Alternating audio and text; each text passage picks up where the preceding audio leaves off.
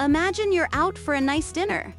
You've had a productive week, your bank account is healthy, and you decide to treat yourself to a premium steak. You hand over your card expecting the usual seamless transaction. But then, beep, declined. You check your app, expecting a simple fraud alert or a missed payment. Instead, there's a small notification at the top of your screen that reads, "Monthly carbon limit reached. Please choose a plant-based alternative or wait until the first of the month." This sounds like a scene from a low-budget dystopian movie, right? But here's the reality check. As we speak, 134 countries, representing a staggering 98% of global GDP, are actively moving towards central bank digital currencies, or CBDCs. That's a 270% jump in just 3 years. We're not talking about a maybe anymore. We're talking about the plumbing of the global financial system being ripped out and replaced with something entirely different. Let that sink in. This isn't just about digital cash, it's about a fundamental shift from "I have the money" to "Do I have the permission?" We're entering the era of the permission economy. Whether it's a steak or a flight to see family, your ability to spend is being tethered to a digital scorecard you didn't ask for and can't opt out of. Has the very definition of wealth been rewritten while we weren't looking? Let's break this down. To understand how this works, we have to look at the tech under the hood. For the last 100 years, money was a neutral store of value. If you had a $20 bill, the store didn't care if you bought broccoli or cigarettes, but in the new system, money is becoming a metadata packet. Think of it like a currency in a video game that can only be spent in certain shops or on specific items. This is what economists call programmability. Here's where it gets wild. Organizations like the Bank for International Settlements are working on Project Symbiosis. It uses AI to track supply chains with such precision that they can assign a carbon score to every individual item in your grocery basket. We're seeing this already with MasterCard's new carbon tracking features. They aren't just tracking how much you spend, they're tracking the environmental cost of every swipe you make. Look at the digital yuan in China. They've already pivoted from testing it as a payment method to integrating it into interest-bearing deposit accounts. When your money is a line of code on a centralized ledger, the central bank can literally program it to expire, to work only within a certain radius, or to decline if your personal CO2 footprint ticks too high. It turns money from a right of ownership into a tool for state-mandated behavior. Now, you might be asking, why now? Is this really just about saving the trees? If you follow the money, a different story emerges. We're looking at a $12 trillion annual sustainability-linked market opportunity. This isn't just a green initiative, it's the largest gold rush of the 21st century.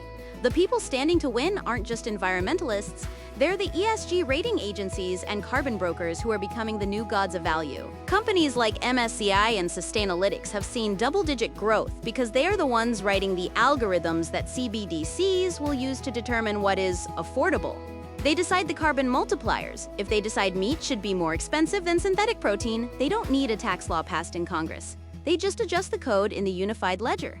It's an end run around the traditional democratic process, handled by unelected analysts and AI algorithms. The momentum is massive. 97% of the world's central banks have already joined the network for greening the financial system. They are effectively turning the financial system into a giant compliance engine. We've spent decades talking about financial freedom, only to build a system where your wealth is actively being graded against a scorecard every time you buy a cup of coffee. This level of control sounds futuristic, but we've actually done this before. Let's look at history. Between 1942 and 1945, during World War II, the US and the UK operated under strict rationing. You had money in the bank? Sure. But you couldn't buy meat, sugar, or gasoline without a physical ration book. It didn't matter if you were a millionaire. If you were out of stamps, you were out of gas. When you compare that system to programmable CBDCs, the logic is identical. The only difference, in the 1940s, they used paper stamps. In 2026, we use code. It's the same digital rationing, just way more efficient and impossible to hide from. This has sparked a massive war between the world's top financial minds. On one side, you have people like Christine Lagarde at the ECB, who argues that programmable money is essential for sovereignty and meeting climate goals. She sees it as a green savior. On the other side, voices like Edward Snowden call CBDCs a perversion of cryptocurrency. He warns that it gives governments a kill switch over your life. Even Robert Kiyosaki has weighed in, calling it a giant magnet for your savings. Once your money is programmable, your ownership of it is just an illusion maintained by the state's permission.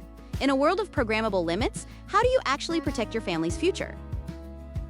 In the very near future, your wealth won't be a static number in a bank account. It will be a dynamic compliance score. We're already seeing the framework for ESG-linked tiered interest rates. Imagine a world where your savings earn 5% interest if you drive an EV and eat a low-carbon diet, but only 1% if you don't. Your purchasing power is being weaponized to force lifestyle changes. The math is simple: wealth erosion for the non-compliant and rewards for those who follow the script. The era of absolute ownership, where your money was yours to do with as you pleased, is ending. It's being replaced by conditional permission. You'll still have money, but its value will fluctuate based on who you are and what you buy. It's the ultimate pivot in the history of capitalism. If the world's largest economies are all racing to build this kill switch into your wallet, what does that tell you about the future of your freedom? Your bank account won't just tell you how much you have, it will tell you exactly what you're allowed to be. Think about that next time you hear a convenient new update for your banking app. Thanks for diving into the data with me today.